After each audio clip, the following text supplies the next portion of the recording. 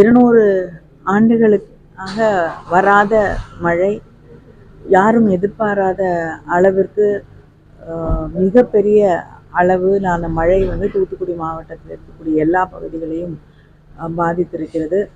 மிக முக்கியமாக தூத்துக்குடி, ஸ்ரீவைகுண்டம் 2 பகுதிகளிலும் பல பகுதிகள் தண்ணீருக்குள் மூழ்கக்கூடிய ஒரு நிலை ஏற்பட்டிருக்கிறது. கிட்டத்தட்ட ஸ்ரீவைகுண்டத்துக்குள்ளேயே யாரும் போக முடியாத ஒரு நிலை.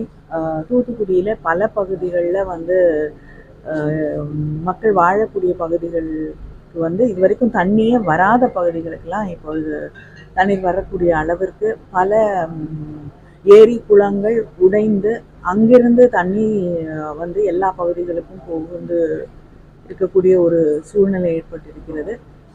மாண்புமிகு தமிழக முதலமைச்சர் அவர்கள் தொடர்ந்து அதிகாரிகளை அனுப்பி இங்கே இருக்கக்கூடிய அமைச்சர்களிடம் எங்களிடம் என்று தொடர்ந்து இங்கே இருக்கக்கூடிய நிலவரங்களை விசாரித்து கொண்டிருக்கிறார்கள்.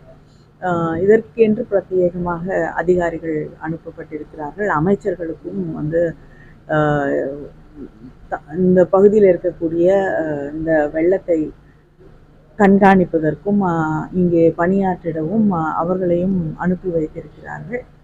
படகுகள் வந்து பல பகுதிகளில் இருக்கக்கூடிய மக்களை பாதுகாப்பான இடத்திற்கு அழைத்து செல்லக்கூடிய பணிகள் தொடர்ந்து நடைபெற்று கொண்டிருக்கிறது. அது மட்டும் இல்லாமல் மழை கொஞ்சம் அதிகமாகி தண்ணீர் மட்டம் ஏறக்கூடிய நிலையிலேயே பல பகுதிகளிலிருந்து மக்கள் வந்து வெளியேற்றப்பட்டு பாதுகாப்பான இடங்களிலே வைக்கப்பட்டிருக்கிறார்கள். அதே மாதிரி தாமிரபரணி அருகே இருக்கக்கூடிய கிராமங்களில் இருக்கக்கூடிய மக்கள் வந்து பாதுகாப்பான பகுதிகளுக்கு கொண்டு செல்லப்பட்டிருக்கிறார்கள். ஆனாலும் இன்னும் பல பகுதிகளில் வந்து மக்களை சென்றடைய முடியாத ஒரு சூழல். அதனால் இப்போ ஹெலிகாப்டரில் வந்து அவங்களுக்கு உணவு கொடுக்கக்கூடிய ஏற்பாடுகளையும் செய்து தந்திருக்கிறார்கள் முதலமைச்சர் அவர்கள். இங்கே இருக்கக்கூடிய அமைச்சர்களும் தொடர்ந்து அதிகாரிகளோடு அங்கே இருக்கக்கூடிய நிலவரங்களை ஆராய்ந்து மக்களுக்கு என்னென்ன உதவிகள் செய்ய முடியுமோ, எந்த அளவுக்கு உணவுகள் கொடுக்க முடியுமோ என்று முடிந்தவரை எல்லா உதவிகளையும் தொடர்ந்து செய்து கொண்டிருக்கிறோம். முகாமில் எவ்வளோ பேர்? தூத்துக்குடியில் மொத்தமாவா?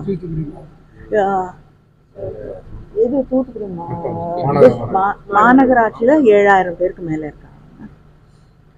பல பேர் வந்து அவங்களுடைய உறவினர்கள் வீட்டுக்கு அந்த மாதிரியும் போய் தங்கி இருக்கக்கூடிய சூழல்.